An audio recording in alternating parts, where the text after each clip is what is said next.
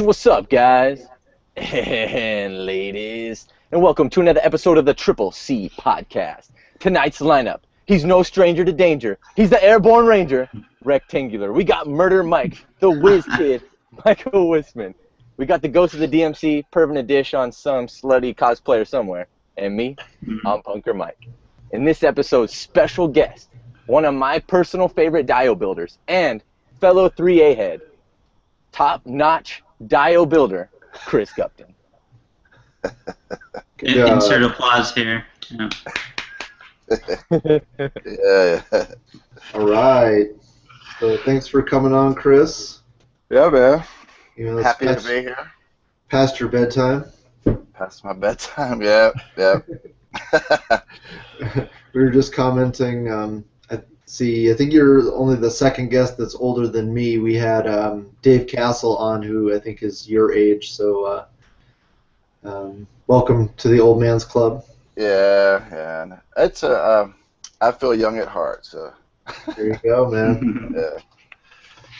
Especially with this hobby, that's for sure. Running up and down the toy aisles, they usually think I'm looking for something for my kid and ask me if I want a gift receipt. And I'm like, no, it's for me.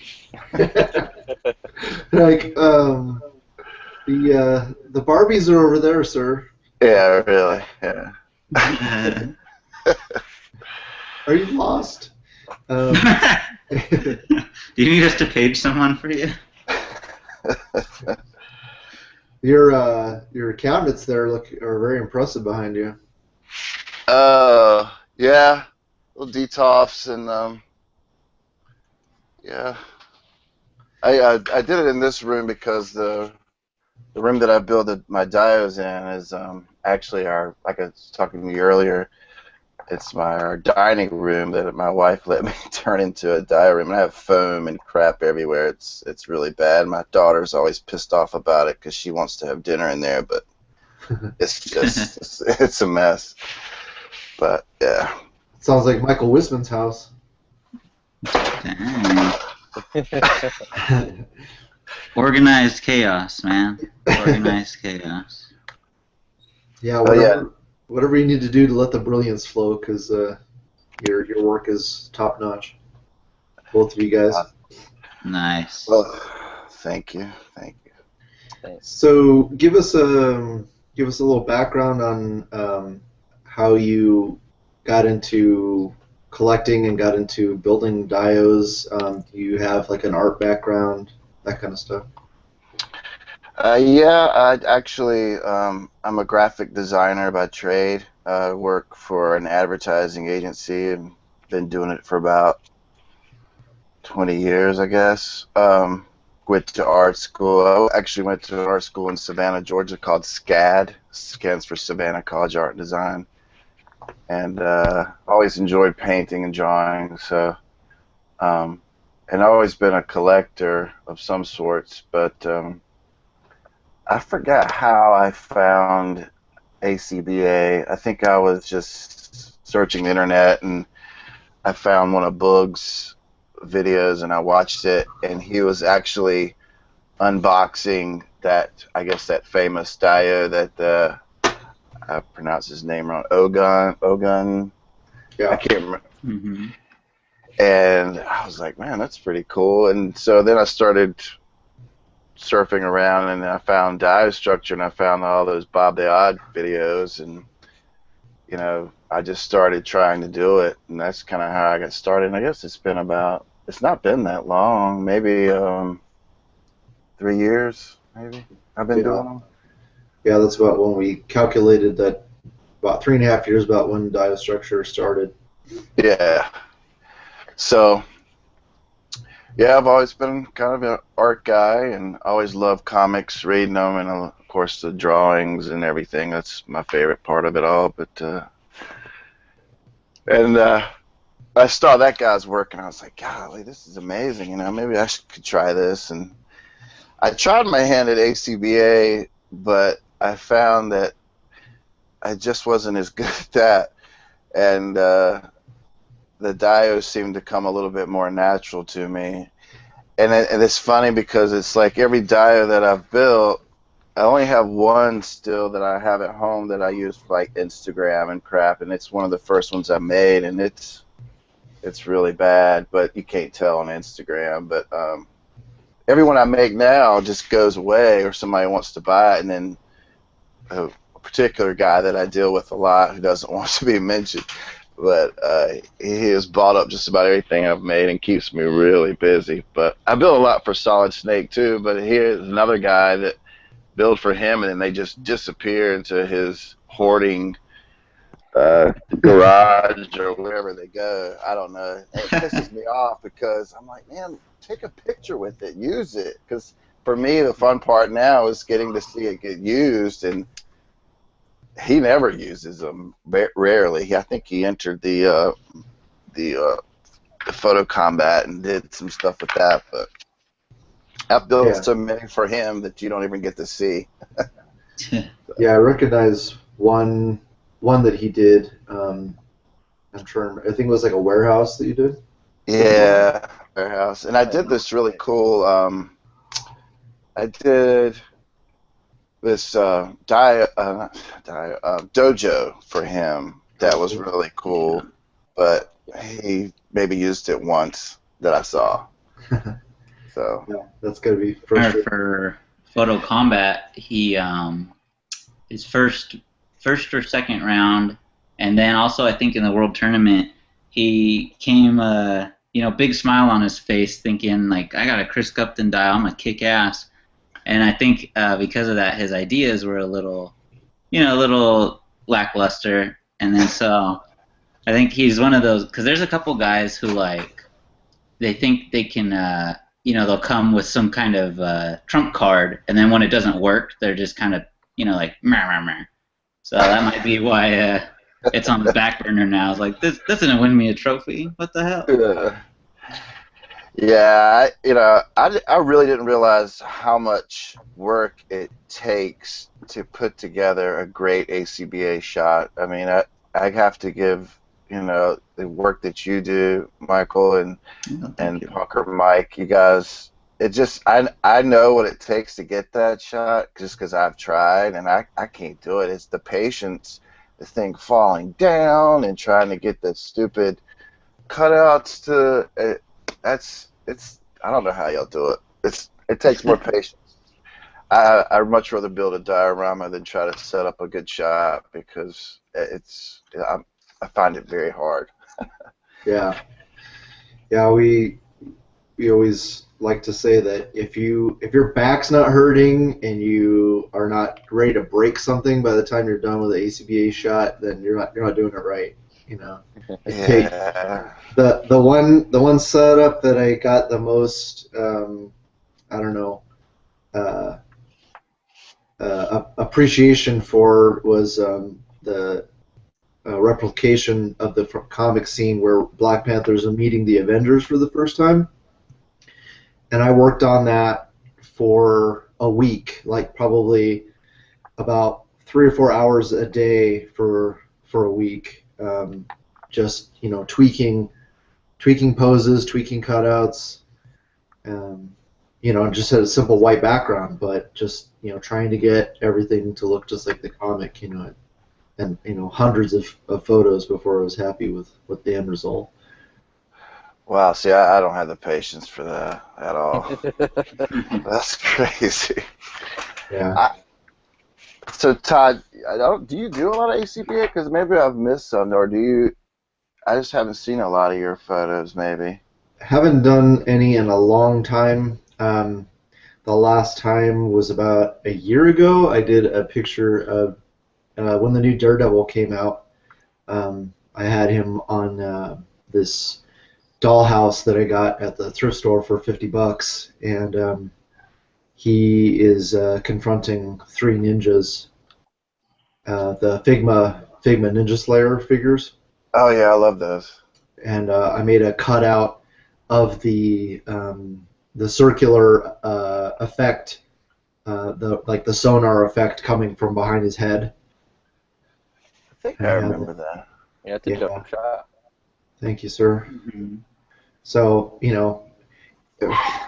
for me, since I know hard it is to do a good shot. I don't want to, like in the past when I was first starting my channel and doing haul videos, I forced myself um, to do a display with at least one of the things that I got in my haul. And that was good for me because it really pushed me to do something whether or not I was that big of a fan of the figure or the characters. And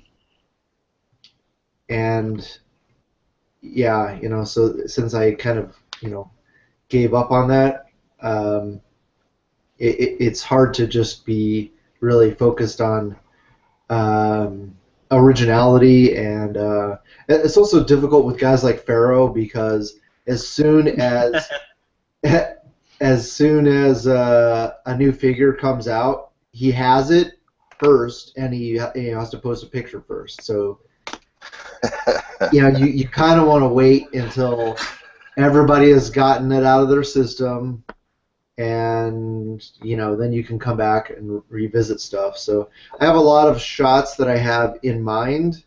Like I have figures that I've been customizing to do setups with, and so like I have stuff that I want to do. It's just I want to wait until I have everything just right. And also I was showing you before, my room is a disaster, and I've been trying to get it set up before I get back into doing ACBA and what's it called?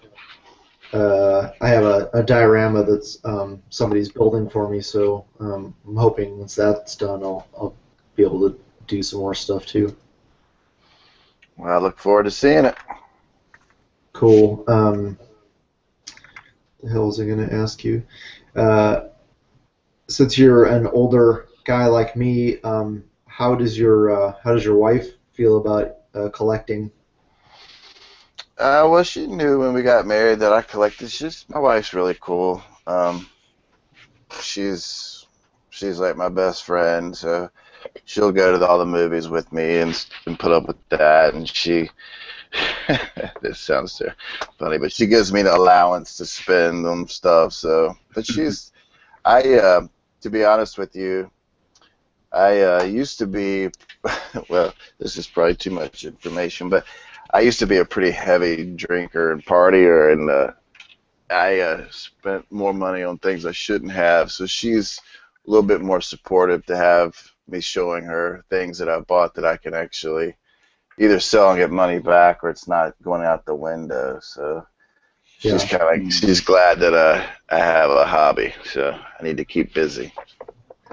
Yeah, I try to make that point whenever my girlfriend starts to get like, she feels like I'm hoarding.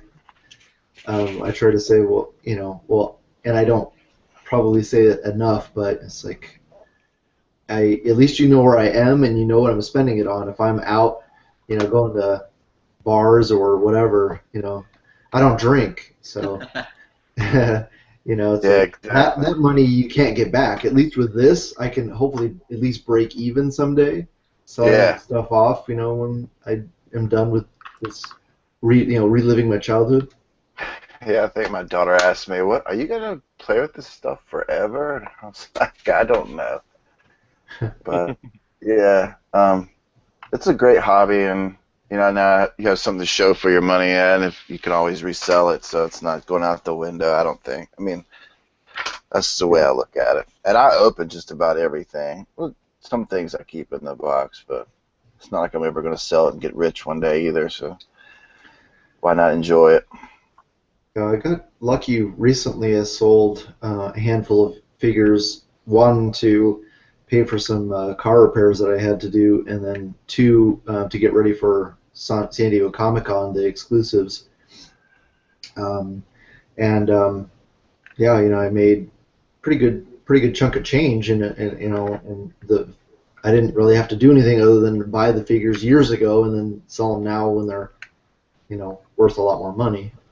Yeah, speaking of comic, I just saw someone posting Plastic and Paint the couple Black Series figures that they had already. It was the Kylo Ren with the without the helmet, and they had Obi-Wan, Mhm. Mhm. and I don't know how they got those already. It's crazy. Dave Bronx and all those guys must have some hookup, but I don't even know. I forgot who it was that showed those, but they already had them, and Comic-Con isn't until next week, right? Yeah. Yeah. So a guy who lives in, I think, New Jersey, who's a cop. I think his name is Remy Wilson. He goes by the Ultimate Toy Collector, Uh-huh. and he always is getting stuff early. And if I had to guess or speculate, I would say that he knows somebody because the ports there in New York and New Jersey is a lot of um, merchandise comes through. And since he's a cop, I figure he knows somebody at the ports who's able to like intercept stuff. But that's just my guess. I could be totally wrong. Right. He could have friends in China, as far as I know. Yeah, a friend of mine was, like I was telling you earlier, Todd, that had got a couple of those cases of the Juggernaut series and sold one for 500 on eBay and one for like 350 or 400. Like, Wow. yeah, I couldn't believe it. Yeah, I know. all the Frankensteins today. Everybody's charging 30 to 35 bucks a piece. Oh, you Mhm. wear frankincense today? Yeah. What is that Really? store? I hear it all the time. What is Frankenstein's? I hear you guys talk about it. What is it?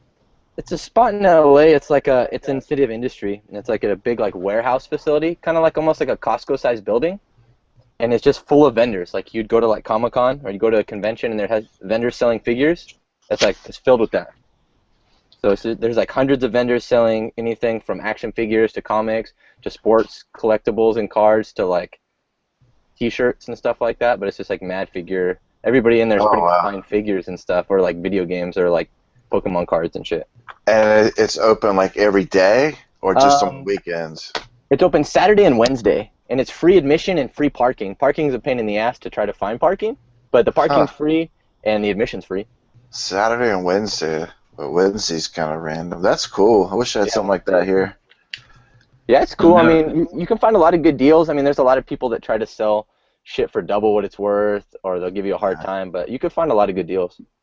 yeah, you'll Huh. never find a more wretched hive of scum and villainy. There's a lot of scum, a lot of villainy. Yeah, I've Like mentioned on the. oh, go ahead, I Todd. was just gonna say I mentioned on the podcast that it sucks that every time I'm in LA, we usually come down on a Saturday, and by the time we get to LA, because it's like a 7.5 hour drive from up here, it's already closed. So I gotta plan better. Like we need to come down on a Friday, that way I can go on a Saturday. Hmm. I've never been there, and it's like the mecca for California collectors. Yeah. Yeah, I sell stuff on eBay, and it always seems like people in California are always buying figures. This must be a big collector's market out there. Oh yeah. Damn it. You know, if the pegs in my stores are any notification, it must be, man. They never find anything good out here. So all of you guys are in California, correct? Hmm. Yeah. Yeah, I'm an hour north of Sacramento, and all these guys are within a couple hours of. Well, Diego lives in the middle of LA, but Punker Mike's a couple of hours west of the city, and Michael Wisman's a couple hours east of the city, North. northeast. Yeah. Desert Rat. Yeah, basically. You guys have some questions for Chris? Well, you know, I like the theme Todd was going with. So we all noticed that you're really old. Nah, I'm just giving you a hard time. No. Seriously, I do have some questions because your style is really unique, and so I think you and I have talked about this before about how you mostly just use foam, in different thicknesses and stuff to do like your little layering and just like door frames and stuff like that. And I had mentioned something like styrene or maybe more different acrylic Yep. sheets and stuff. Mhm. So my question is, when you're coming up with how do you add more dimension? Because I think a lot of people struggle with the depth of their builds. Like if they do a wall, it's very one or two dimensional, whereas yours seem to have so much depth and detail to them. Well, let's see. I use a number of techniques as far as the depth thing goes, and I think to me the biggest. So I'm trying to think how to explain. So I think visually. So if you ever have to explain something to me, usually you have to draw it or something because I can't think any other way. But I use a lot of different thicknesses of foam, but I also pay attention because of what I do for a living. I'm able to print out color printouts and things. Of course, I can always look at my computer, but I print out things and try to get in my head what I want something to look like. But I find that I think about you guys and how you're going to shoot stuff, and I feel like sometimes just the flat walls to me is not as interesting unless it has curves. And I don't know. I don't know if I'm answering your question right or not. I do a lot of funny stuff where, like, for instance, this right here is the knife that I use for just about all my diodes. Mm-hmm. As far as when I cut, and instead of a lot of people go to the dollar store and they'll get those posters and they'll take off the part of the paper and they'll have that thick foam like that. Mm-hmm. I'll take this knife and stretch it all the way out and cut it till it's thin where I want it to be, and then I'll take the pink foam and I'll cut it like that, which it takes me a while to do that, but I get a lot more control and I can control the thicknesses. But I love trying to add angles in and things because I think it's more interesting. So I'll turn this knife, like I'll use a metal ruler and I'll go at an angle, but and I'll try to use different materials. My wife is an architect, so a lot of times I'll ask her because she actually has built tons of models over her career, and she'll say, I would try this or I would try that. So she's actually pretty helpful in that department as well. And I'll use chipboard, different thicknesses of that. But if you look at a city and you look at the way things are built, not everything is just a flat wall, and you got to pay attention to that detail because the more the detail that you can add, the better, I guess. I don't know if I answered your question or not. I'm sorry, I'm rambling. No, that's fine, man. That's what everyone wants to hear. What's inside of Chris Gupton? I doubt that. But. Yeah, Also, anyone? He's got the ace up his sleeve with a architect wife. Yeah, anyone listening, don't be discouraged because not only does Chris have 20 years on you of art practice, but he's also got a literal architect in the next room. Exactly. Yeah, the guy who's building a dio for me, some of the screenshots I sent him for ideas were yours because. Oh no. Yeah, but he was very cognizant, saying, I don't want to copy exactly what he did, but I definitely want to try to emulate the depth, the amount, and that's what I was trying to emphasize to him is, right. Like, do you see how many dimensions there are into the wall? It's not just a flat surface. I want it to be as angular as possible. And have as much different varieties of depth built into it as you can, and so Yes, so that stuff's hard to do, because I don't have like a bandsaw or any kind of materials to really. I just use a knife and a ruler, and a lot of it's trial and error. But I enjoy. But it's a pain in the butt to get angles and things like that, you know. And you have to cut it right, and foam too, because it's not like wood where it holds straight, and it's warped sometimes, and yeah, so it's not an easy medium to work with. There's some guy on Die Structure is like Zim Zafram. I don't know how to pronounce his name, but I think he does a lot with wood. But his stuff's amazing. I think he does wood. I don't know. Now, the name sounds familiar, but I'm not connecting it with any particular Dio images. I do know that a lot of guys in like Australia and New Zealand and places like that where they can't get foam board, they use a lot of like masonite and particle board. Mm-hmm. Okay, yeah. But yeah, I know. Dave 808 Toys. Why I can't. Dave, I can't remember his last name. Dave Turner? Turner, yeah. Dave Turner. Yeah, one of his earlier videos was showing him using that wood. You know, it's like a manufactured wood material. He lives in Australia, and yeah, that stuff. You know, you get really. He's got a really nice saw and everything, so he can get really precise cuts and everything. And yeah, I think a lot of people might start.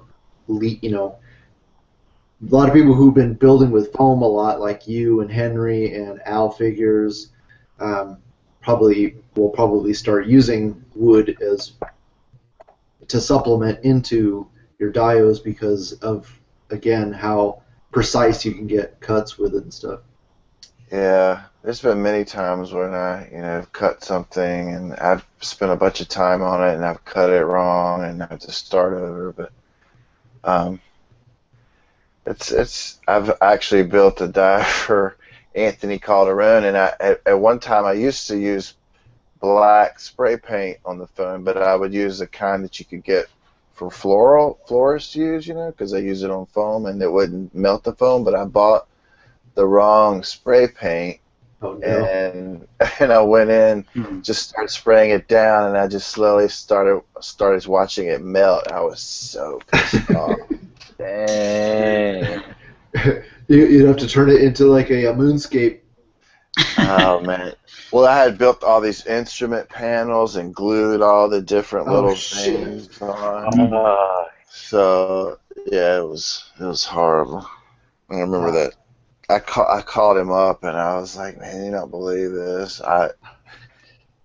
He thought it was funny, and I remember not thinking it was very funny. You're all so funny. I'm gonna send you that melted piece of shit right now. Well, he and another guy who doesn't want to be mentioned that I built for, he like to do this thing to me where I'll mail them their dio and then I'll ask them, "Hey, did you get it? Is everything okay?" Because I've had one occasion where I mailed something and it got damaged, and I called him and said, "Hey, did you get it? Did you get it?" He's like, "Yeah, man, but I didn't want to tell you. It's ruined. The box is crushed."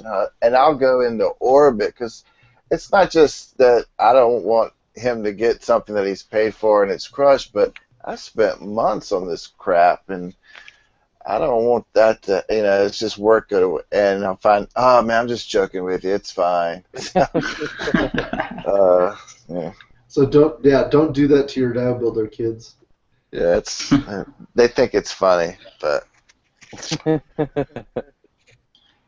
don't worry, Todd would never do that to you. He knows your age, so he would never mess with you like that. that's back to that. Give you a heart attack. Right. Dang. Man. See, man, I see what I got to put up with these kids talking about Pokemon and shit. Yeah, I don't get that game, so my daughter's playing it. Yeah, Wisman's got a fucking mount on his bicycle for it. Yeah, I bought that bicycle and that mount literally last night. I bought that. Yeah. Hey, man, at least you're getting exercise. No, you know what? You have to play this bike because if you're hoofing it, There's no way. Competitively. Oh, these kids are smoking me, man. I got 9-year-olds out here laughing at me. I can't have that. Are you really playing the game? Yeah. He's I mean, hardcore. not hardcore, but I mean, yeah, I've Oh been playing. my. He's got a big ass Pikachu tattoo on his shoulder. Oh, He's wearing the hat and everything. He's got little fake Pokeballs attached to his belt. no, not even, man. Come on. In 1 week though, I have done, what is that, 6 plus 11? I've done 17 miles playing it. Because you have to, you move around and stuff playing it. So this week I've done 17 miles. Nice. Wow. Yeah, I've heard it's getting people out and exercising. That's great. Yeah. Yeah. So Haters. Chris, yeah, we're gonna edit this whole section out of the show. Just so Every time I talk, Todd just bleeps it out. I'm just gonna put a cartoon image of Michael in your place. A Pikachu. Pikachu. Right. So Chris, I see in the back there in your shelves you have quite a variety of different things that you collect. Right. Different scales, and so what do you think is the favorite thing that you collect? Well, because I'm not really that big of, I'm big into ACB. I love it, but I don't do it. I don't get caught up on the whole is it into scale or whatever like some people do. And I don't think you guys do that either. But to me, it doesn't matter. I mean, I collect 6-inch. I don't collect 3 3 3/4, but I do collect 6-inch, and I love Hot Toys. But my favorite line is probably 3A. Yeah. To me, the 3A figures are just so different, and they're so, to me, like little works of art. Yeah. And I do enjoy posing my figures, and to me, they're just, I don't know what it is about them. I don't know why I'm so fascinated with them, but I guess it's the artist in me that respects them or something. They're just so different. You just love the feeling of like black ink on your fingers at the end of the day. Yeah. I also really like Play Arts Kai. I know a lot of people don't like Play Arts Kai figures, but I like those too because they are kind of different. But I really enjoy. I love imports a lot and things like that. But I actually got rid of a lot of Marvel Legends that I had. I had a huge collection of them, but I sold a bunch of ones just so I could buy more 3A stuff. But, yeah. That sounds familiar, Punker Mike. Hey man, if I'm not fucking with it, I'll sell it. Do you guys keep a lot of things in boxes, or do y'all open everything? Pretty much everything. Yeah, I have a few, just like favorite characters or favorite figures, or stuff that I think that might be worth something someday that might sell. And sometimes I'll buy like an extra thing and keep it on. We like, if it's in the package, we like to say keep it on ice, just in case something breaks or whatever. But for the most part, I open everything. I have like maybe a dozen figures still in the package, if that. Yeah, I got a bunch of figures on the wall that I keep in package, but some of them are like loose on card. Like I'll put it, like if it's something I really like, I'll like cut the legends, or even like some of these 3As. These ones right here, they're already taken out, so I can just like put a figure, like the custom ones I made, so I can just like put it back right there. Oh, okay. So I just cut, and then some of the other stuff I have like one open, and then like Carnage I have doubles, and Pizza Spidey I have doubles. Daredevil I have a loose one and a non-card one, just in case one gets fucked up or something. I don't know. Just because I like the character. I like the way that now, like the Black Series and the Marvel Legends, I'll be able to put them back in the box if we want to, and take them in and out instead of being on a blister that tears the card. Mm-hmm. So, Yeah, it's a double-edged sword because there's so many people that do this ghetto thing of swapping out Oh yeah. parts, like they'll put in fake build-figure parts or Yeah. household items.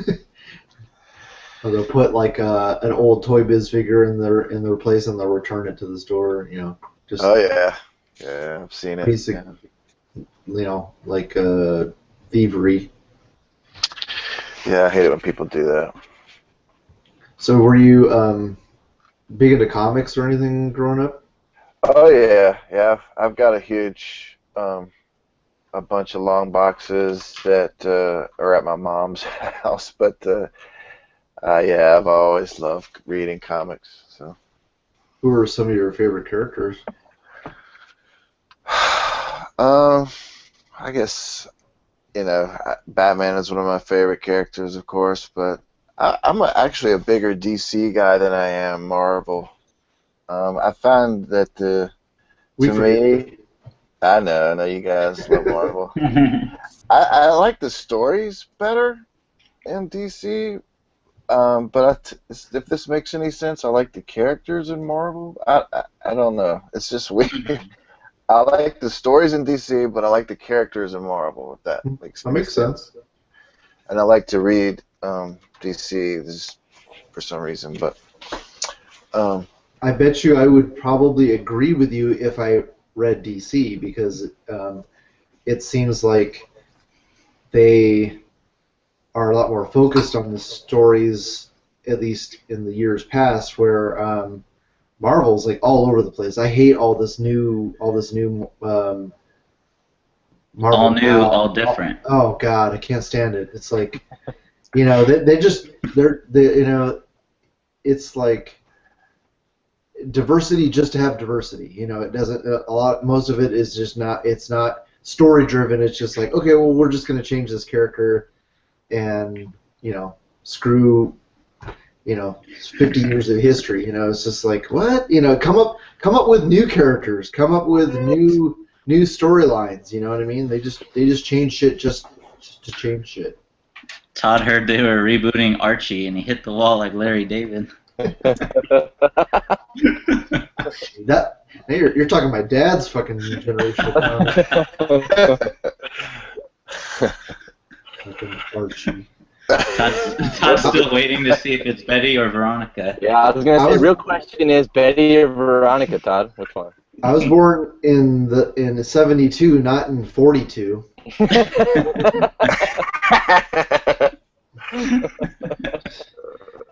Just because I'm old enough to be your dad, Michael. You know what? I think my parents were born in '72. Yeah. Told you. Yeah. Yeah, I can't be your father because I was never in California in the early '80s. I believe you. Yeah. Oh no, early '90s. Oh man. So Batman and who else in DC? well, yeah, I do. You know what? I'm also a big Spider-Man fan, but I just like reading DC a lot. I love the Flash. I can't think right now. See some Star Wars over there too. Yeah, I love Star Wars.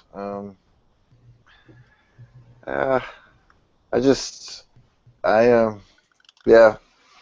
Batman and is my favorite pretty much, and I know a lot of people will say that, but it's just something about the fact that he doesn't have any powers. I just like that fact about him. I don't know why.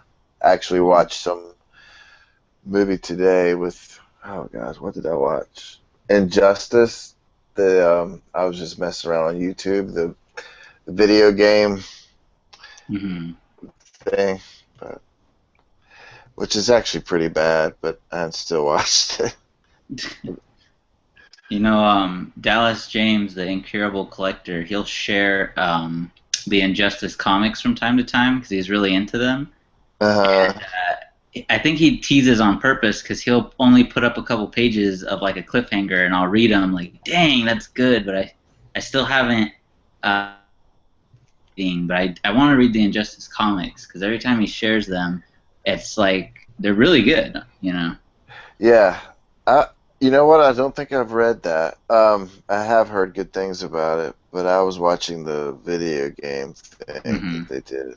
But and it's got like the video game fighting in between the stories or whatever. I don't know why I was watching that. I was bored. What are some of your favorite figures that you've picked up in the past year or so? Um, Probably a bunch of 3A stuff that I've gotten. I actually got. I don't know if you guys.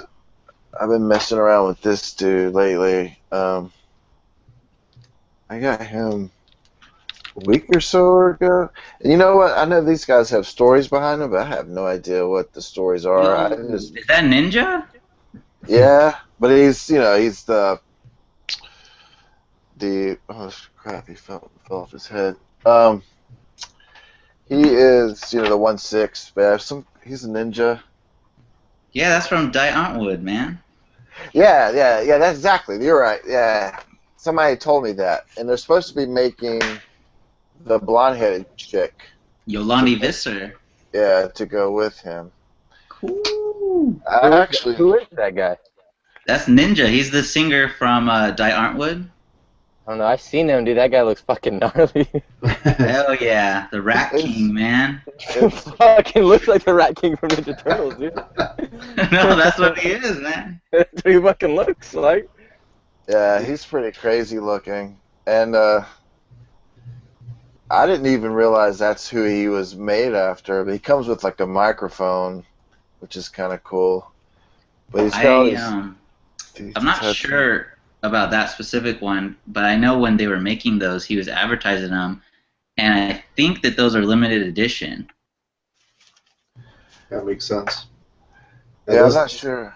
He Those comes, those South African musicians are more punk than Punker Mike. They're Zeph style, man. Yeah, dude. he comes with all these tattoos on him. I guess that these are like the tattoos that are on him regularly. So I mean, it all matches him. But Mhm. Richie Rich, how If can I'm not mistaken, I think they all have a dick too. Oh Yeah, yeah. it They hang it, down. yeah, it did come with that. At first, I didn't know what it was, and I was like, why did it need to come with that? But Cause that's Ninja, man. yeah, Dude hangs dong in his music videos or what? Hell Yeah. yeah. The Yeah, I fuck don't know you what watching? I don't know what I did with that the dick thing. I was trying to see if there was a hole to plug it into, but I don't think so. I don't know why you'd want to pose your figure with that sticking out, but I've seen some people pose on the 3A Legion with that guy, the actual like skin flesh colored version it looked like, and he was hanging dong. oh really? Yeah, Hanging dog. figures just hanging dong. Huh? That's cool.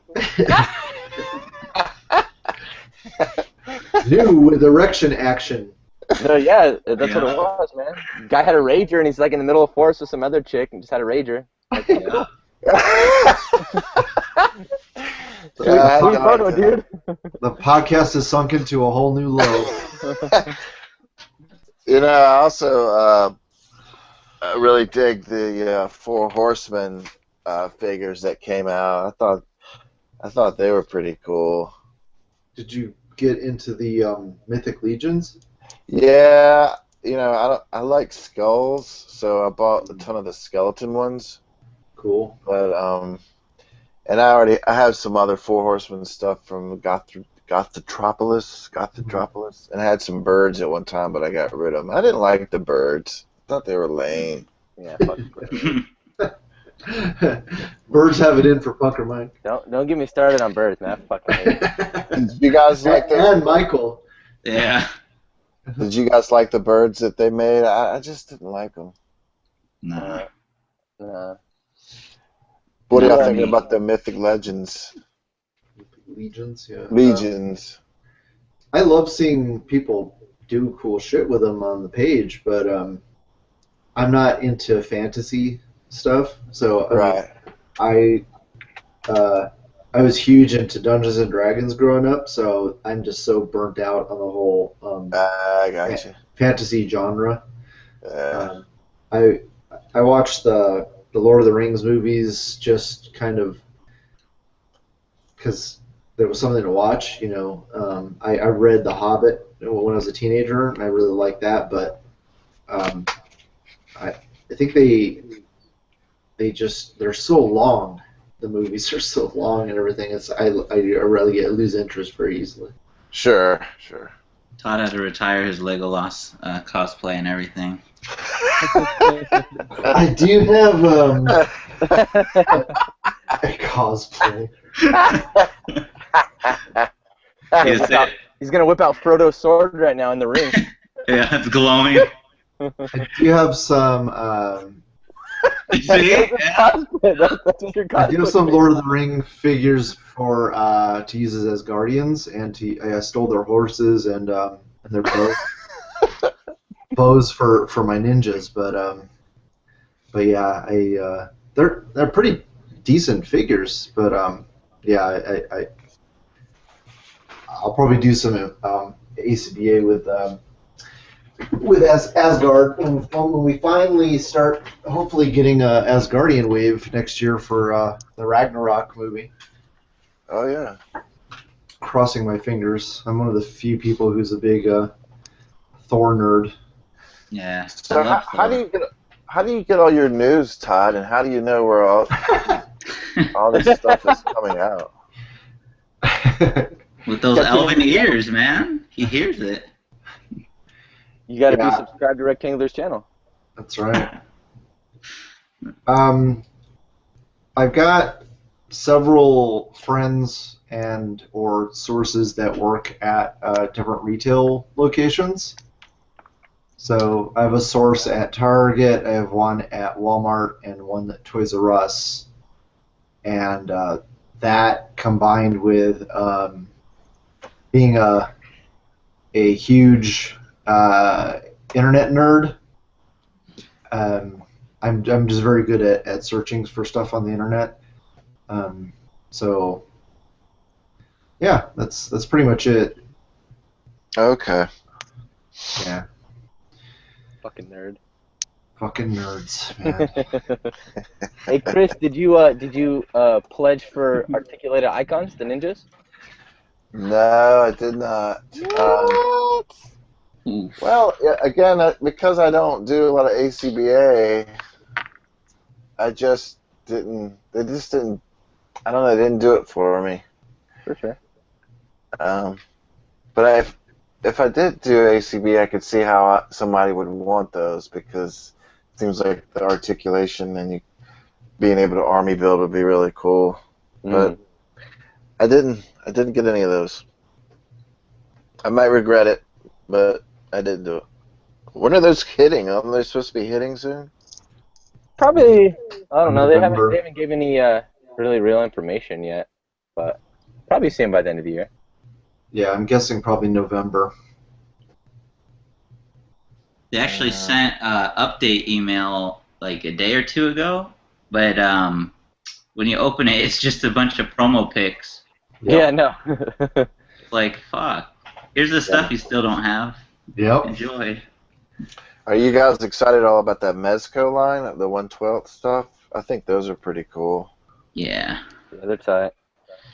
Yeah, if I could afford it, I would definitely try to get that Punisher. Maybe I will ask for that for my birthday or Christmas. But other than that, I'm not a big fan of clothing. I mean, I have some 3A 1/12 scale figures, and they did clothing really well. But I'm not as optimistic about because it's like such a tight-fitting costume that you're gonna have either wear and tear on the suit or just a straight up rips and stuff. I don't know. Yeah, I could see someone who does a lot of ACBA with them having issues over time, posing and stretching that fabric. I could see that because it seems like some of the seams are really thick or something about them seems like they wouldn't wear good over time. Yeah. it's a pretty big investment. I mean, I like the Punisher, but I'm not the world's biggest Punisher fan. So I'm probably just gonna get some head casts and send them to Michael. Whew. You know, like, please do your magic, your amazing painting skills on this guy, please. It's like Legolas was coming to me like I was Gandalf, man. See, you did it all. You did it all wrong, Todd. When you went over to Michael's house, you got to butter him up and then just drop him off on him. Yeah. That's like, what yeah, by the way, here you go. That's what I did to you with that dumpster. Yeah. Hey man. You got 10 minutes. Yeah, 10 minutes to bust this out. Y'all, dude, fucking traffic. LA traffic, bro. Hurry the fuck up. Yeah, I'm so glad I let you keep them for a good month to. Sorry I'm late, Amy. Yeah, Mike's taking fucking forever. Hurry up, dude! How hard is it to paint a damn dumpster? Come on, just throw some fucking graffiti on that shit. Let's go. This is why Chris is very selective now of his what projects he takes on. Well, I have somebody who keeps me pretty busy, and he won't let me mention his name, but I keep trying to get some work out of you, but you're always too busy. Yeah, and here's the thing too, is that I take a long time. I'm very slow because, and I'll also take really long breaks between projects, especially if I get burnt out on them. But because I work just like you guys do, and then you come home at 6 o'clock, and by the time you eat dinner and be with your family a little bit, I don't have tons of time to sit down and. So I probably maybe spend an hour a night, maybe like recently on that. I don't know if you guys saw that utility pole. I think a couple of y'all did. Hi. Mm-hmm. That took me about a week to build, but a lot of it's like putting stuff on and letting it dry, and then waiting the next day to add the next layer or whatever you're gonna do to it. But I'm really slow and methodical about stuff, and I got to think about it in my head, how, especially with angles and things, how I'm gonna build something or at what stage. I like to plan out, especially so if you're gonna put windows in something, before you paint everything, you don't want to have to go back in and paint the frames. So I want to spray paint all the frames, so you don't get paint on the window. Try to plan everything out. So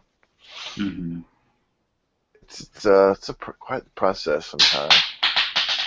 Yeah, we should not gloss over how amazing that electrical pole that you did it turned out. That's like Ogun level detail with a working light and everything. That thing was amazing. Yeah, I'm trying to do the lights more and more because it's fun, and I'm actually.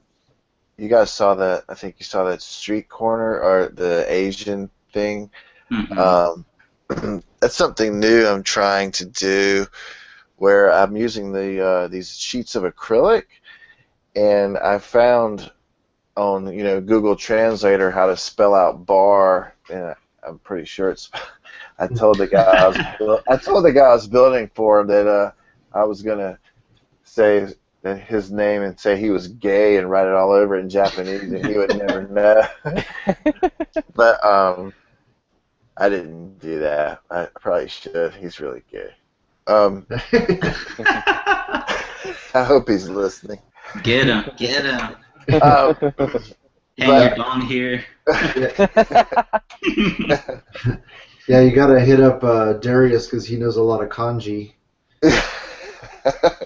But I've been doing this thing where I print out these letters, and I've got this acrylic sheets, and I printed out the letters, and then I spray mounted them onto the acrylic. How did I do that? Now, first I put down masking tape, and then I spray mounted the printouts of the letters onto the tape that was on top of the acrylic, and then I took an X-Acto knife and cut out the letters so that when I removed the tape, it was just where the letters were, so that was the negative. So then I took spray paint, and I removed the letters in that. Does that make sense what I'm saying? So when I sprayed it over, Yeah. the tape, allowed me to mask out, so that way I could light it, so the lights would show up through there. Anyway, it took me a while to cut that stuff out, but stuff like that, to go on the extra effort is what makes a difference in a lot of the diodes, and adding those tiny details to me, or what is fun. I hate doing the bricks. I hate doing all that stuff because it takes so long and it gets repetitive. But the detail stuff for me is what's fun, and that utility pole, putting all that stuff on, putting the little posters on and all that stuff, to me that's what makes a good diode, when you can add all those little details. Oh yeah. Oh yeah. Yeah, you're probably right now, I would say you're the closest to getting to Ogun's level of detail. Yeah. I mentioned that if Bob the Odd had stayed active all this time, he would probably be at Ogun's level. Him and AJ Frost, but those guys have been kind of retired for a while. Yeah, I think you can get burnt out pretty easy doing these things, and people don't realize. Like, if I charge what it really costs me to build one of these things, I could make a nice living, because the hours alone that goes into them, it's just a lot of work, and people don't seem to realize that. But, I mean, no, I take that back. People realize that I build for, but, I mean, really, if I charged by the hour, I'd make a nice penny on them, but I'm not out to make money at it anyway, or it's just fun to do. But. Yeah, that's the same way with customs. It's like, those Oh yeah. those chintzy little sabers that I made for a few people. Those took probably 12 hours to make. Like a set of 4 or 5, and if I was charging by the hour, if I charged minimum wage, that's like 12 times 8. That's Right. like, what, $64 or something? Plus shipping, and it was like, no way anybody would pay for that. Oh yeah, I know. Plus shipping too. Shipping these, and every time I build one, I feel like I build these things so damn big, and it takes like 4 or 5 boxes to put it in, and the shipping. This last one, that space station thing I built, I think it was like $120 to ship it. So. Ooh, damn. And what was the weight on that? I don't remember. It wasn't so much the weight, because it's mostly foam. It was more the size of the boxes. So, and I'm in North Carolina, and I've built a few for Solid Snake Anthony, and that distance from North Carolina to California is so big that's where they get you to. I found that for like anything over 5-10 pounds, it's usually cheaper to go UPS. You're probably right. Yeah. Yeah. I have shipped stuff UPS before. So it seems like they do a good job. Yeah. So we are welcomed by the silent DMC at the moment. The ghost. I didn't want to interrupt. So welcome, Diego. All right, thank you. Made a rare appearance. Yes, somewhat. Thank you for coming on. So, Diego, do you have any questions for Chris? Well, I don't know if you guys went over it, but my main question is like, where do you get your inspiration to get it done? What do you mean, to be motivated to build that stuff? Yeah, pretty much. Because yours are pretty elaborate and intricate. So I know, after a while it gets tedious, and you're like, screw this, I need a break. And that break can turn into maybe like a day, 2 days, 3 days. What keeps you like going? Motivated. Well, let me think. So if it's a commission, I have to kind of finish it. So I can't. But I also tell anyone that I build for that I'm slow, and that if they want it fast, they need to get it from somebody else. But to be honest with you, the small intricate stuff is the fun part for me. I was telling these guys I like doing that part. The hardest part for me is starting a diorama. It's like I'll go buy the foam, or just going to go buy the foam. I know I need to go get it, but it's like, but once I start seeing it take place and start to form, that's where I start to get excited to come home, especially if like that utility pole, if I'd known I had glued something together and I was waiting for it to dry, I'd be excited to come home, because it's not only to see my wife again, but to also paint the utility pole, or paint something new, or add something new to it. So I mean, I enjoy building the diodes, but I do take breaks. And I don't know if y'all notice, I don't post real regularly. It's pretty sporadic when I post, but because everything I build seems like that it is detailed, and then they're also humongous. So I would love to start building stuff a little bit smaller, but it seems like for some reason I'll get it in my head kind of what I want it to be, and because it's not like any of the people that I build for ask for something huge, but I always end up making it huge, and I don't know why. But, It's always nice to have options. You know, if it's big and it has a lot of different elements to it, then you can take a lot of different pictures. You know what I mean? Depending on yeah, how it's cropped. and also, you know, it's an art form in itself now, just to figure out how. See, it'd be different if I was building these knowing that I could deliver them to you, but because I wouldn't have to worry so much about them being able to break down and go into a box to ship to you, and then you to be able yourself to break them down using magnets to store them, because you don't want to have them all taking up all that room. But it's an art in itself, trying to cut things in order for them to be able to be, broke down and put into a box or whatever. And Yeah. that actually is probably the hardest part to it sometimes, is trying to figure out, well, if I leave this over 14 inches long, you're going to get charged extra on postage or something, so it needs to fit under a certain size, and yeah, the gaps are going to show because of the magnets, so you got to figure out a way to cover that up, and yeah, so. Mm-hmm. Yeah, I'm almost tempted to drive out to where my diorama builder is, so that I don't have to worry about it getting smashed in the mail. Yeah, I've had that happen once. Ugh, that sucks. So can you get into, like, you were talking a little bit about how you sometimes you'll cut the foam like in half, the depth of the foam. What kind of techniques do you use, or what kind of do you use an airbrush for painting most of the time?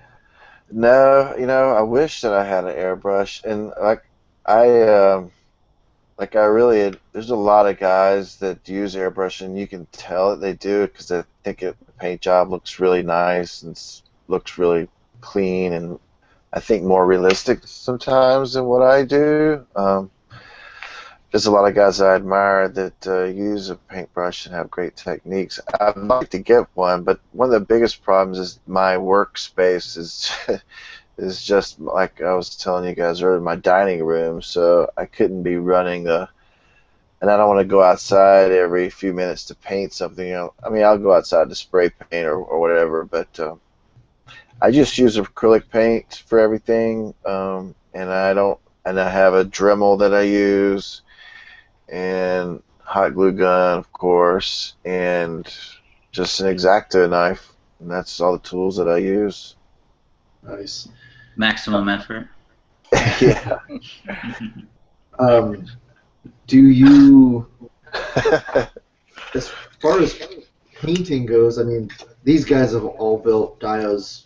I have not. So, as far as painting it goes, do you use like a brush on primer, or do you spray a spray primer or anything like to get a base coat? How does that whole process work? I paint everything black first round. I just always have, and then I come over that. And what kind of paint do you use? It's just regular acrylic, the cheap stuff you get at Michael's, or I think it's, what is it called, Apple something or something. Apple Barrel. Yeah, Apple Barrel, yeah. I just use that stuff. Do you water it down first? No, well, depends. I don't use a lot of water, but I'll do a lot of dry brushing. But when I first coat it really good, I use some water. One thing that I've been trying to figure out the best way to seal things. When I first started building diodes, I didn't seal them, and I had built one just for myself, and I realized that over time paint will kind of wear because of use and everything. Mm-hmm. So I've been testing out I used to use a spray sealant that I'd found, but I'll spurge a little bit more on the sealant now, and get this acrylic sealant that you can get at Michael's. But I like the way it works, and you can get glossy or you can get matte or whatever like that, depending on if you want it to look wet or no whatever. But I think it's really important to coat these things down, especially for the ACBA artists that use them, because they're getting a lot of wear and tear. Is that a brush-on sealer?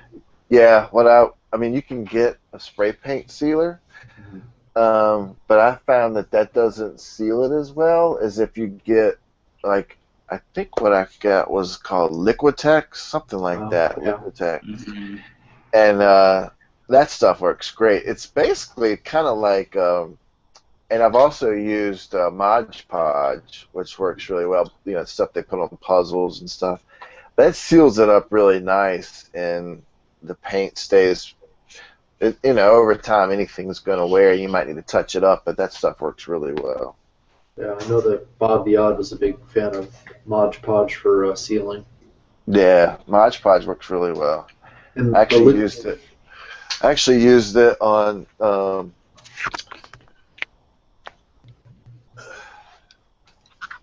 sorry, I stepped away. On stuff like this where I put like the little stickers and posters stuff, and I used Mod Podge on that, but it seems to hold it pretty well. Nice. So the Liquitex, you're talking about the spray, or do they make a brush on? They make a brush on, and that stuff's expensive, but that's like the top-notch stuff to use, and I've used that before. Yeah, That's what I'm saying. I've seen it at Michael's and Ben Franklin. They usually have it locked up because it's so expensive. Yeah, I know. And that's the other thing too, that the materials really add up for these things too. Over time, just the foam, the blades, it just all adds up. But it's fun sometimes. You guys got any questions for Chris? Yeah, I didn't know how we were going to talk about diodes for 2 hours. Well, these guys probably pick your brain a lot more because I've never done it. So we were just hoping that you would build for 2 hours and we'd all watch you make notes. See, there's so many talented guys in that group now in diode structure. I think like the Beltran brothers. I mean, a lot of work that I admire of these guys, and that also helps me. You were asking me earlier, Diego, how I keep motivated, and I guess when I see someone else post something really cool, that kind of gets my juices flowing too. And plastic and paint, I enjoy being in there too and watching guys talk about what's on their table, and I don't know, it seems like it kind of keeps me motivated seeing what other people are doing. Yeah, I was talking about that in the last episode with Aaron Williams, is that seeing other people's kit bashes and stuff, it's like, oh, I want to do that too, getting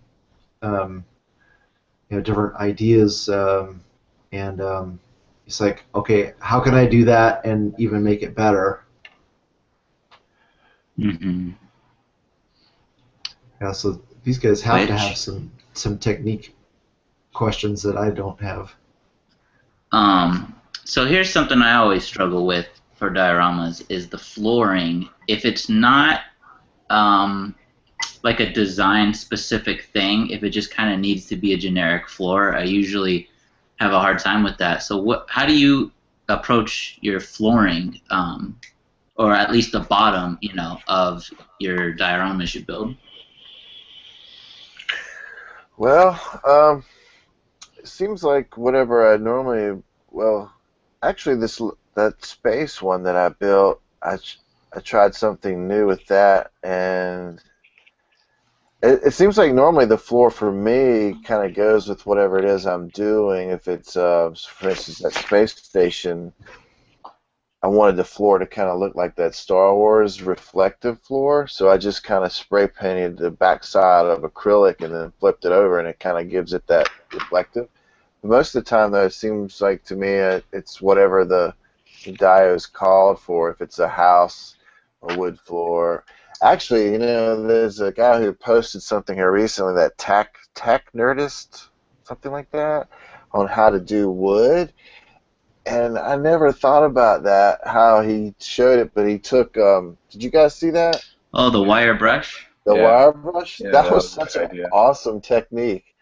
And it was so quick. I wish that we could come up with a way to do bricks that way.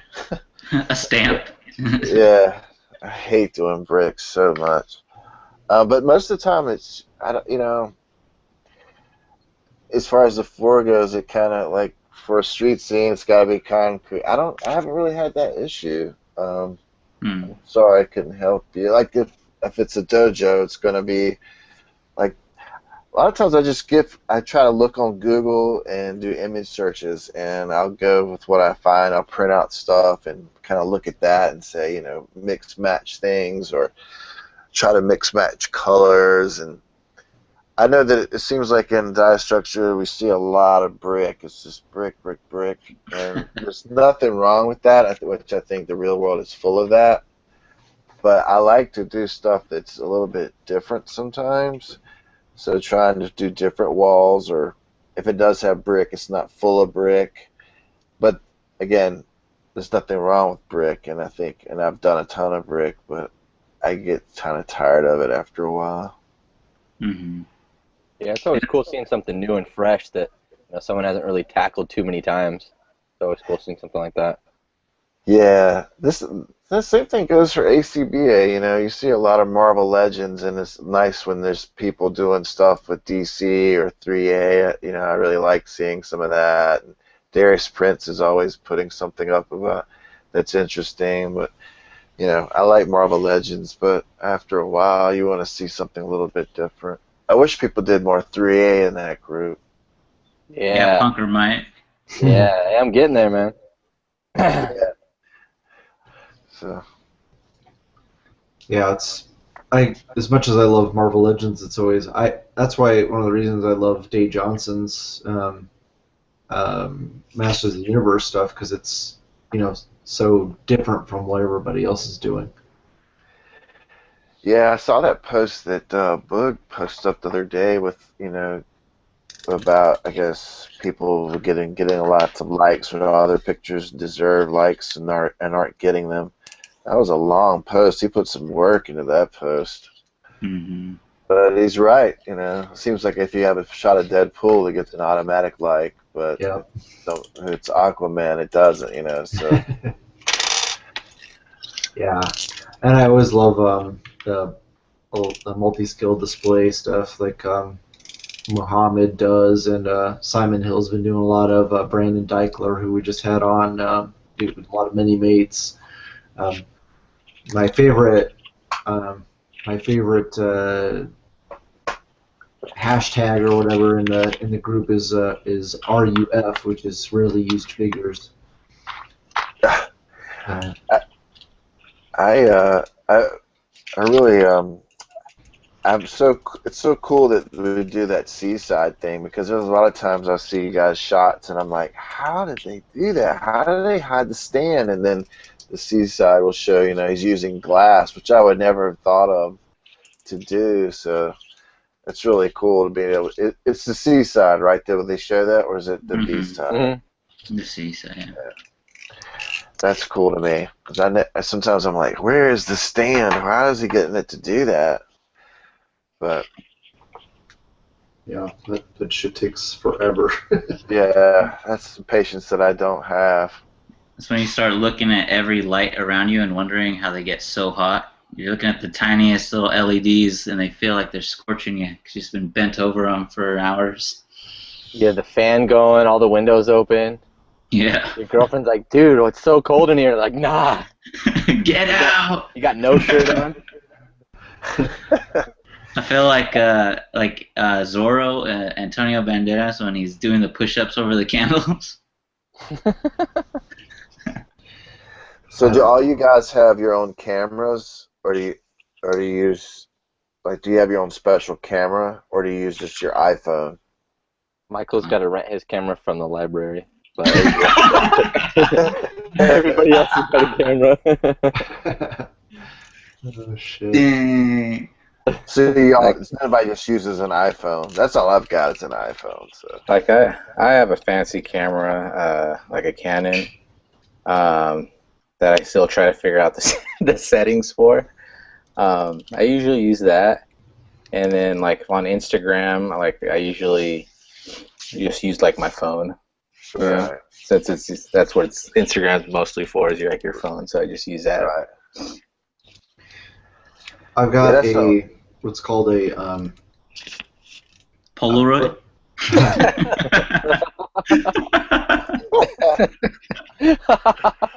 Polaroid. Shit.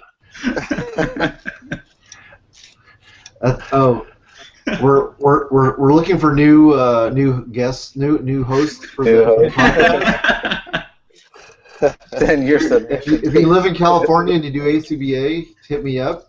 We got a new opening. If you're not a fan of Pokemon or anything in the 90s, Yeah. If We're you're looking over for- 30, We're also looking for a new producer because I think I accidentally murdered ours.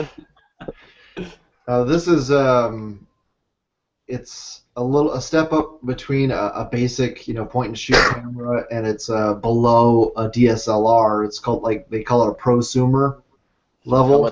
How much does that cost? This was like $500.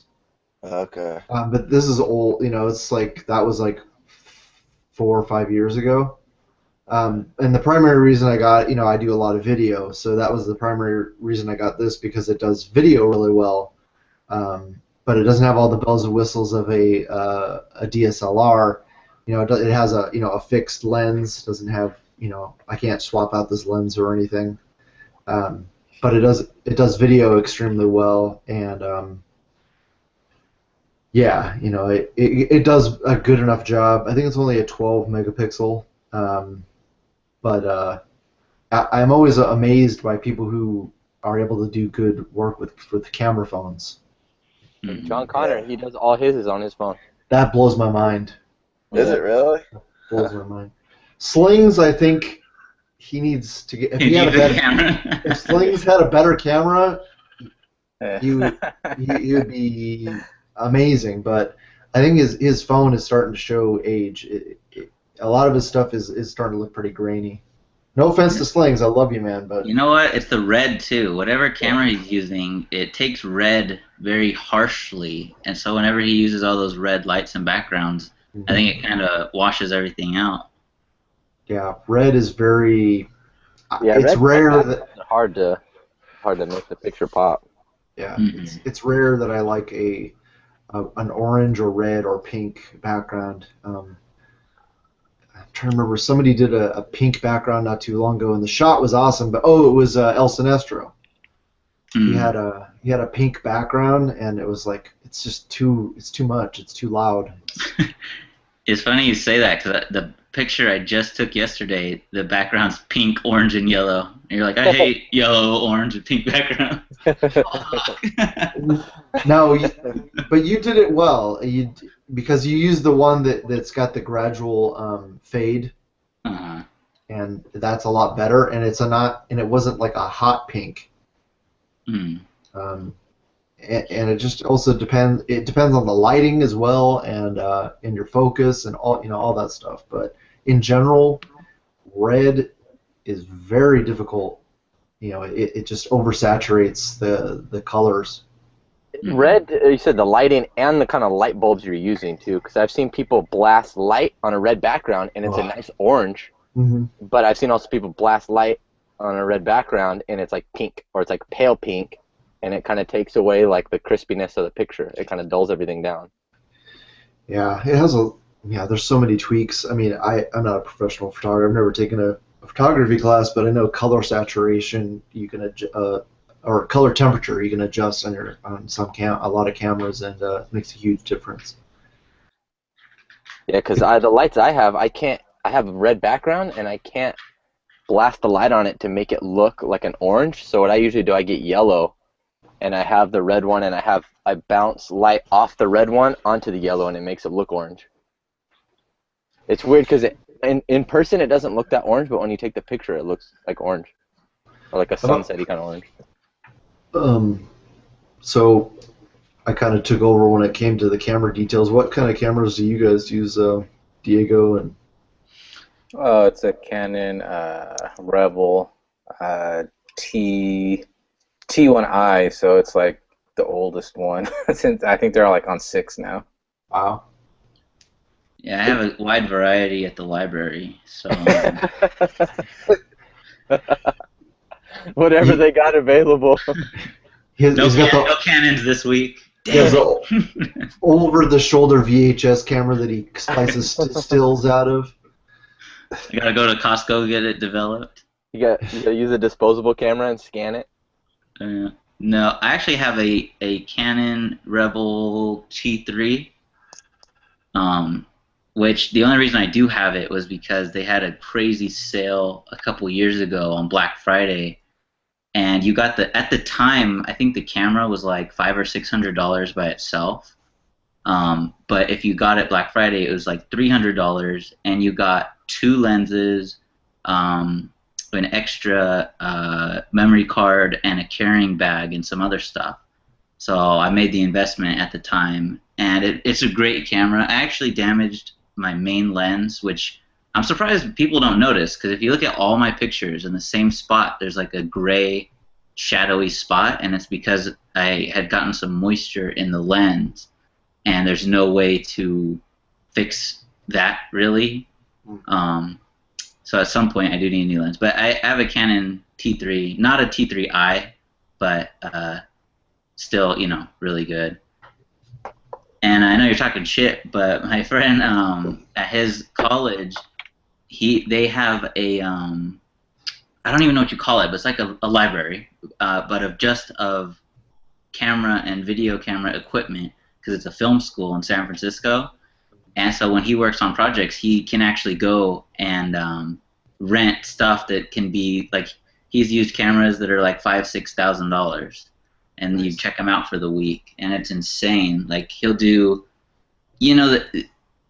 it's like a big gap. It's like a standard DSLR and a iPhone camera is not that big of a difference. It's a difference, but not that huge. But then once you go from like 500 to like 2,000, then you get the big differences. Like from there, so he could take a picture on that camera of anything, and it'll look amazing. Like super fast shutter speeds.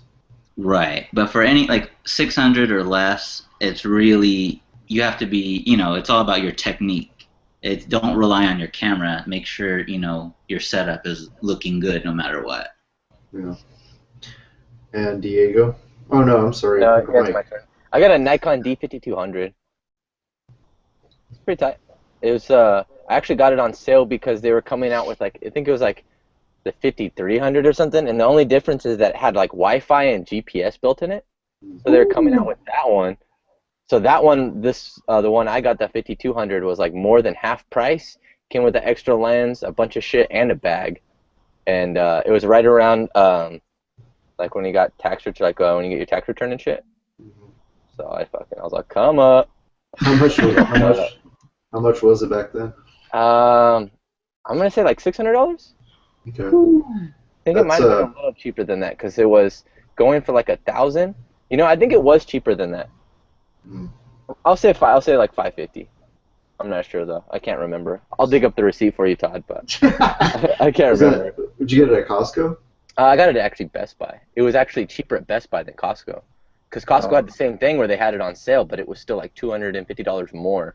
But yeah, still I've had it for ever since I started ACBA.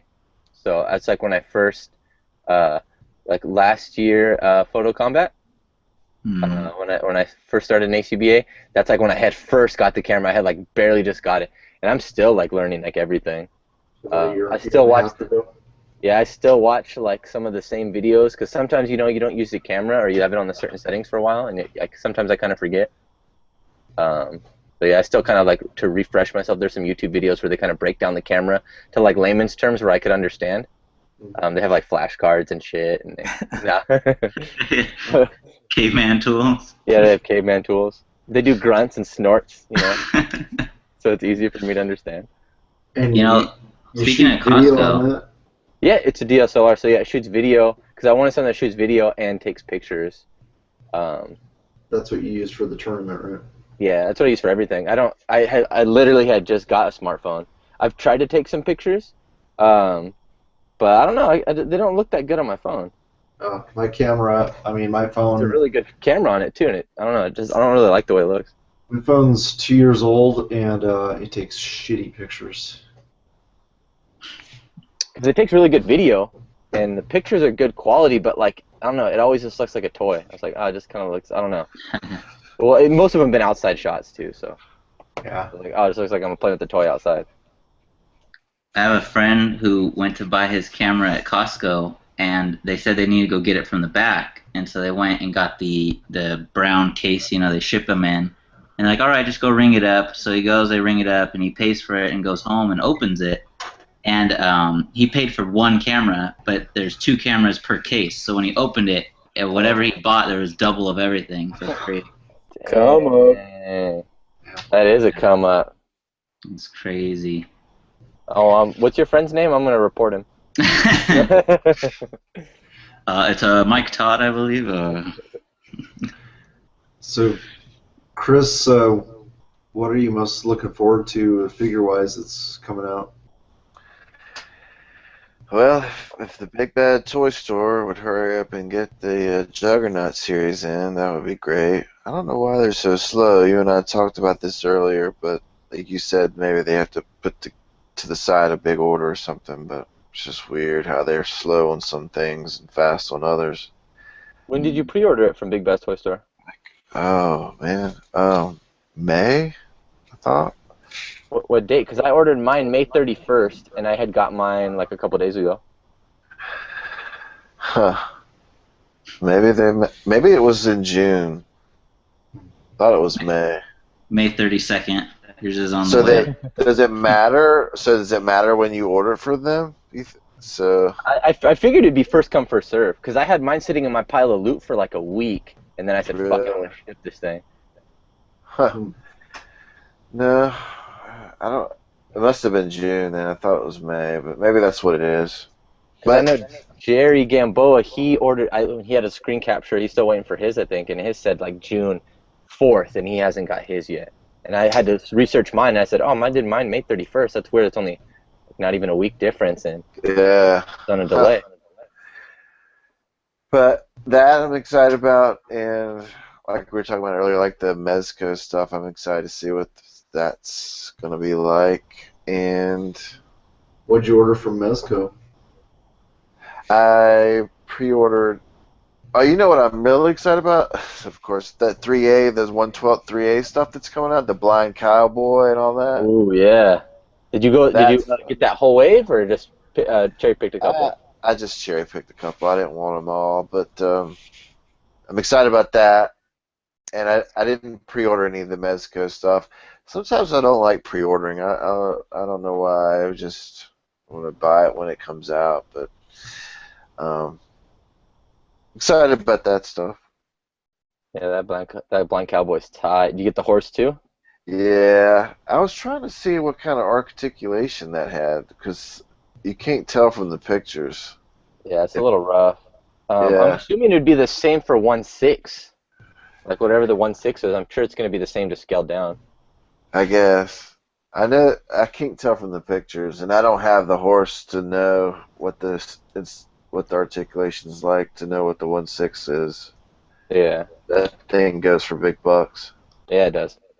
So since you guys are pre-ordering, do you get horse dong or not? Well, I didn't get the horse, so no horse dong. And that was a Bambaland Oh. exclusive, so you had to get that on the website to get the dong. Ah, right. Makes sense. It's the SDCC exclusive. Diego, you think you can give me that horse dong or what? We'll see. I swear I'm buying it for a friend. Do you guys have anybody picking you up stuff at the Comic-Con? No comment. No comment. Are you guys going? Because y'all live out there or near there, I guess. Not. Yeah, Yes, I'm but- going. You are going? Yeah, I'll be there the whole week. Thank goodness this will air after the con so that Diego doesn't get PM'd like a million times. Hey man, pick me up some shit. Yeah. I've heard that part's not much fun. All the waiting in line. Oh no, stuff. that is the most horrendous thing you could doing that. Oh god, it's just horrible. Yeah, waiting in lines because everything it's so busy now that everything you want to do, you have to wait in line at least an hour, and that's Everything. yeah, everything. Everything. That doesn't sound fun at all. You gotta Like, plan out your shits, man. Yeah, you want to go to a panel, you got to at least get there like an hour early, to get your, let's say, for Hasbro, for instance, you're going to wait at least 2 to 3 hours, at least, and that's just to get your ticket to be able to go to their booth to buy the stuff, and there you'll be waiting another hour or two doing that. You have to wait in line to get a ticket to buy their stuff to go wait in another line? Yes. Really? Mm-hmm. Wow. Because they I don't can't. They can't contain all those people because it becomes like a fire hazard because there's so many people waiting at their booth Yeah. that they have to go like upstairs and kind of like behind the convention center where you have people line up where they pass out tickets that give you a specific time to go down to their booth. Like they'll give you a 2-hour frame, from 12 to 2, go to the booth, and that's your time to go buy your stuff. But that's for another few hundred people, so you're gonna be waiting in line again to get your stuff. Yeah, that sounds horrible. And Diego had to queue up to get back into his hotel room. That wouldn't surprise me. So pretty much the whole time you're there, you're spending a majority of your time in line waiting. I would say half your time is like in line. Wow. Yeah. It just really depends on what you want to do. If you just want to say you want to go to Hasbro and go to a few panels, then you're not spending that much time. You are spending a couple hours, but that's not your whole time at the con. It just really depends on what you want to do.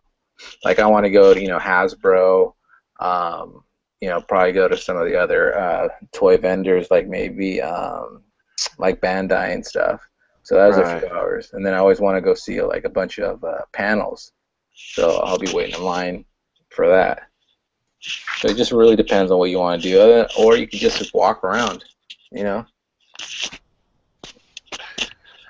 I've always wanted to go, but everything I hear it sounds like it's a nightmare. Yeah, I was gonna come down. I didn't have a ticket. I was coming to hang out with Diego and other guys that were going to the con, but my supervisor is out of town. He's going to Mexico the day that I was going to drive down, and so my boss said, we're already shorthanded as it is, and they refused to hire another person. So, there's no way I could get the time off. I mean, unless I risk getting fired, which was tempting.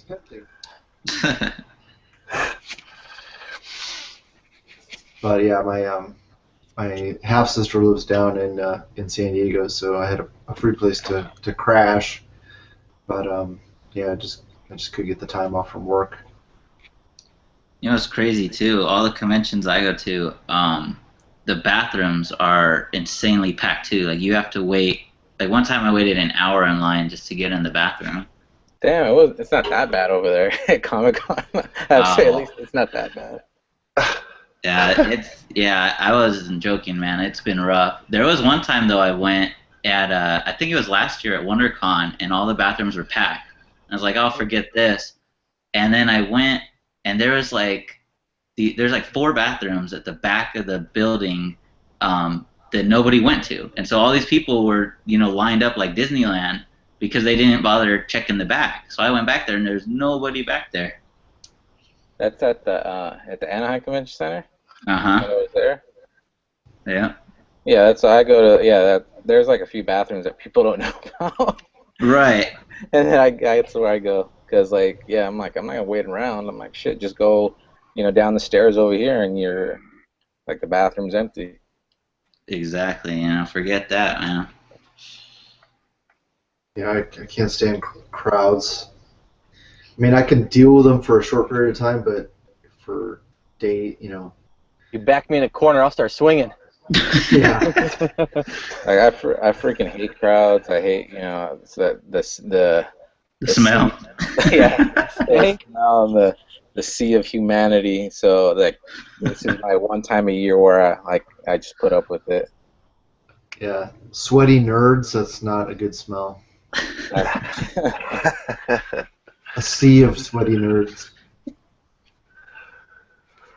Chris, did you see that the SDCC exclusive? I think they might do it in 1/12, but I know they're doing 1/6. That's like the Andy Warhol figure. No, I didn't. It looks pretty tight. If they have it in 1/12, someone might pick it up for me, but it looks pretty tight. I'll have to check it out. Look at it online. Yeah, that's right. There's a 3A figure, right? Yeah, it's gonna be. Well, there's like a couple ones. There's like some robot. I'm not really into like the robot characters. I'm more like the human characters. Hater. I don't hate them. It's just Racist. I don't hate them. It's just I'm into the human figures. But, yeah, your favorite comic is The Humans. Yeah. Well, they're actually apes, but Yeah, I know. I'm just giving you shit. Whoa! Now humans are apes to you? Hey, I like Tank Girl, dude, and there's Kangaroo Man. So I mean, they're kangaroo guys. They're pretty tight. Don't bring Booga into this. I'm bringing Booga. I brought him to the table. Don't bring Ice-T into this. all my robot 3A figures are put away, otherwise I'd whip one out.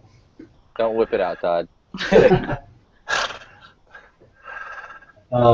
So Chris, do you go to many, or are there any comic conventions in your area that you go to? There is a few, but there's nowhere near the size of what you guys are talking about. We have Raleigh. I don't know if you've ever been here, but Raleigh. They call it Raleigh-Durham, kind of like a little twin cities. But when I say city, it's a loose term.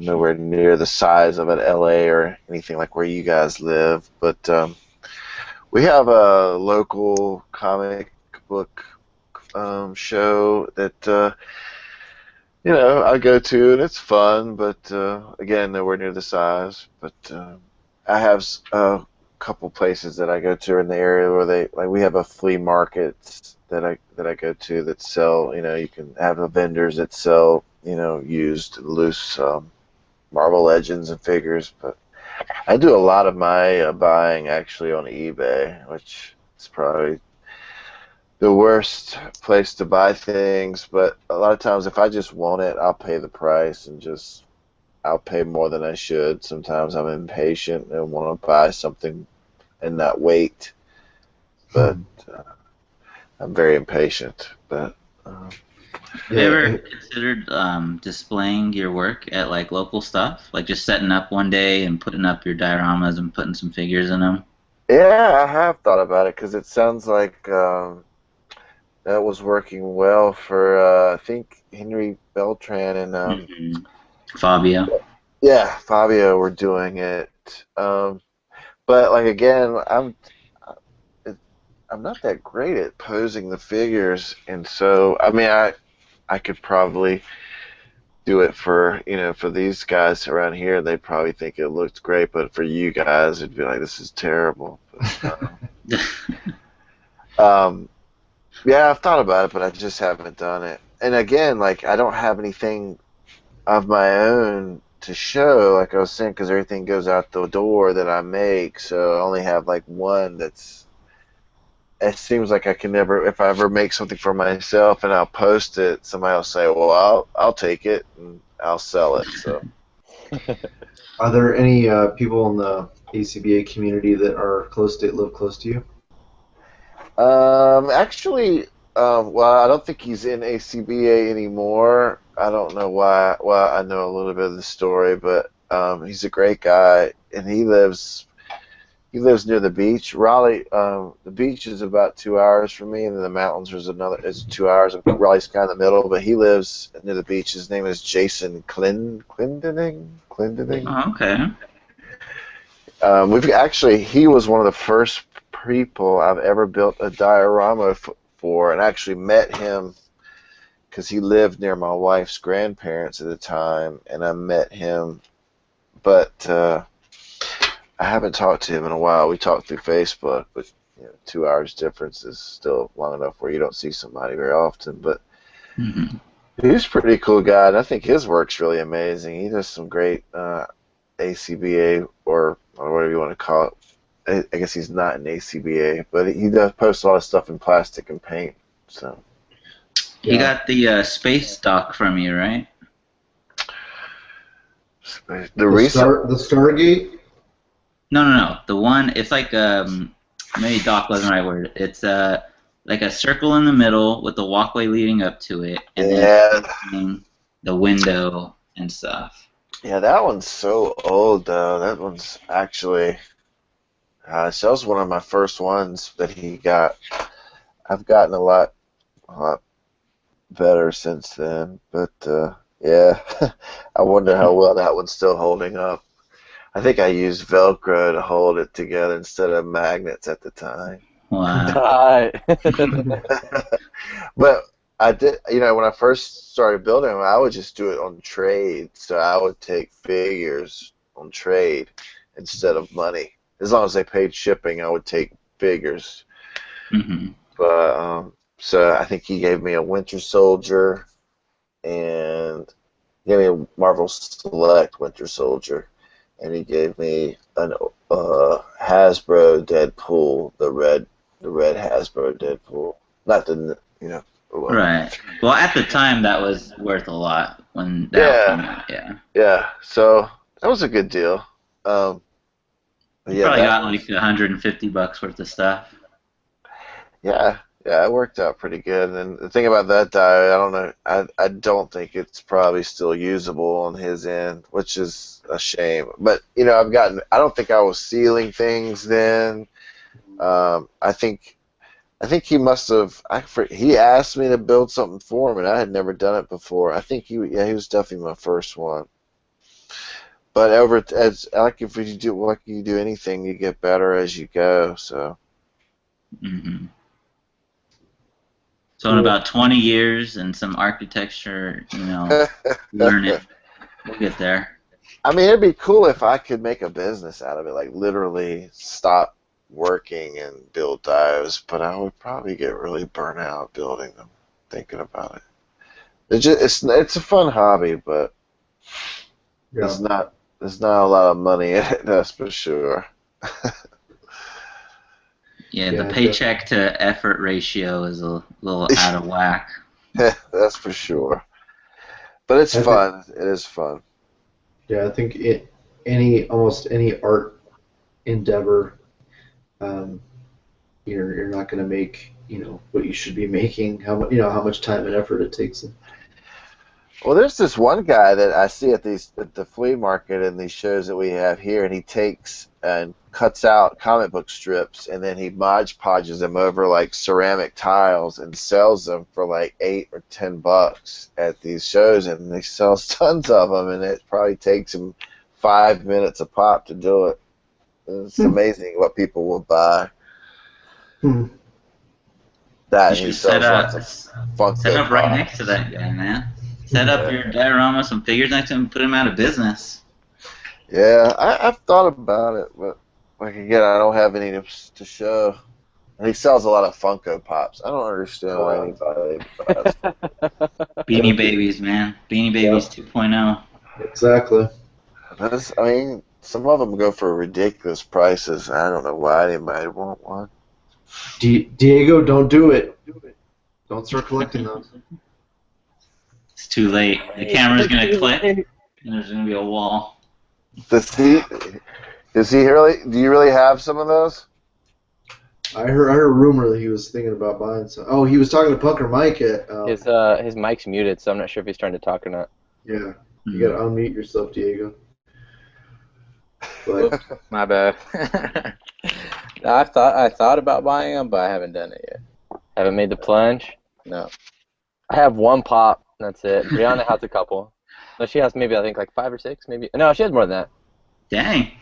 But yeah, I just got the Misfits Crimson Ghost. That was it. I was like, oh, this guy's pretty tight. I guess he goes for like $80. So I was like, I'll probably just fucking sell that shit. I bought it for like 8.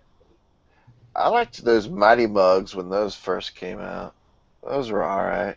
Oh, I got some of those. Like the first couple of series of the Marvel ones. Yeah, some of those go for big bucks, I think. Diego's gonna be at the Funko line with some glasses and a mustache on. Oh shit! Nah, I'll try to get at the Funko booth just because I'll flip them shits. Oh yeah, definitely. I mean, have you seen some of the pre-sales on those on eBay? People are pre-selling some of those exclusive $400, and people are buying them. and what are they selling? What are they selling them for at the con? Like fucking $20. Oh my god. That's nutty, dude. What the fuck? You're gonna buy it, you're gonna pay $400, $200, $100, whatever for that thing, and that shit just sits in the box in your shelf, and it's like literally doesn't do anything. It has these crazy beady eyes, fucking eating your soul. You jealous, bro? Like, You jealous? Nah, dude. Like, dude, That's if you why drop if I a can pack, get that it. shit better be like, if I wanted to open that box, I could do some crazy shit with that thing, or at least it'll look fucking badass, not like this big head thing with beady eyes. you know what I mean? I'm like, if I get a chance of getting it, like a couple, and if I can sell them for $300 or $400, fuck, I'm gonna do it. Hell yeah. If I'm gonna buy a static figure, I'm gonna buy a fucking Sideshow Gamora. So if I'm gonna spend $400 on something, it's gonna be a spectacular work of art. Mm-hmm. I can just fucking stare at for hours. But something that's just a vinyl fucking sphere with little fat limbs and a fucking $20 paint job. Like, get the fuck out of here with that. Todd's looking at his Funko Gamora like, I can't get off to this. Jesus Christ. Exactly. Hey Chris, you were saying we were talking about like setting up with your dios and shit, and how you said you sell stuff on eBay every once in a while. Yeah. Russell Fuller, he has like a toy show. He lives in Australia, and he'll do where he'll sell his figures, and then he'll have like dios set up and stuff like that. Kind of cool little setup. Kind of get people over there.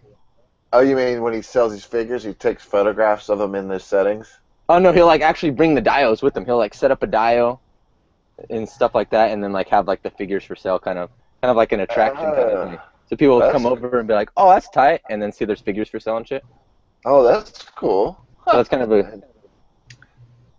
Yeah, it actually works. We when the comic book shop opened up here, me and Josh Cheney were hitting them up there, and they ended up letting us use a case so we can display in this one case there, and whatever figures they were getting, just say like, hey, what are you guys, trying to sell so we can set something up. So they got in a bunch of Marvel Selects, So Josh went and he has a alleyway by Al Figures, so he put that in there with Juggernaut like charging through it, and they put it in the front of the store, and then the selects above that and some Juggernaut comics, and they sold out like the next day of all that stuff from people seeing the display in the window.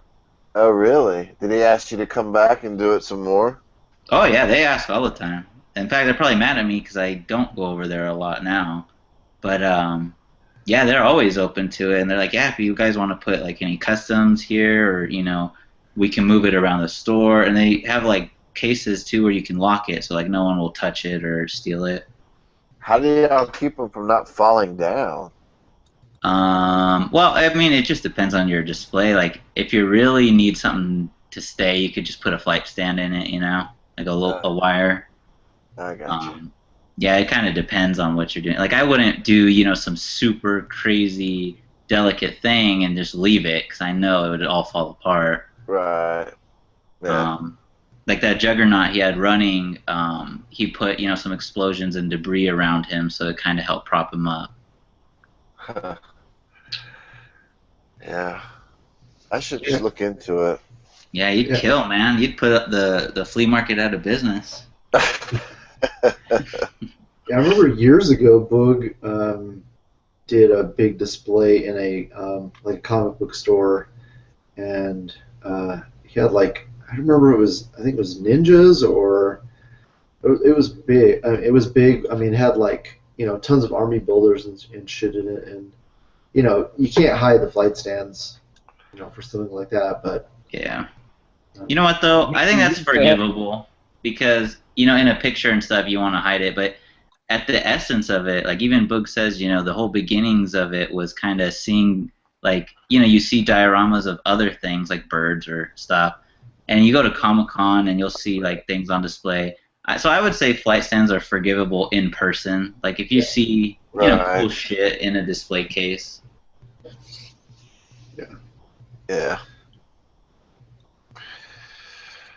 All right. Well, I know we've kept you up pretty late on your side of the country, so we'll keep you much longer. We always forgot. Sometimes we forget how can people find you on Instagram? It's C Goosey. That's your stage name? That's my wife's nickname. So I had made the Instagram account a long time ago and just used that. We'll save that one for another podcast. I don't know if y'all can tell, but I'm tired. I'll get your info and put it in the description box below. But you don't have to do that. I don't care about that. It's fine. See, Goosey don't care.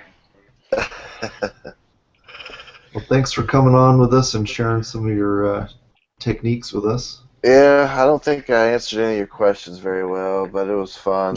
So I appreciate you guys wanting to even talk to me. There's a lot of talented guys in that group, and it's a fun hobby, and it's nice to meet some nice people and talk to some good guys.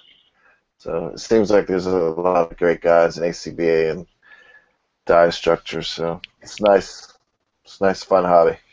I wish that I lived closer to somebody who I knew, like, that I could hang out with, but.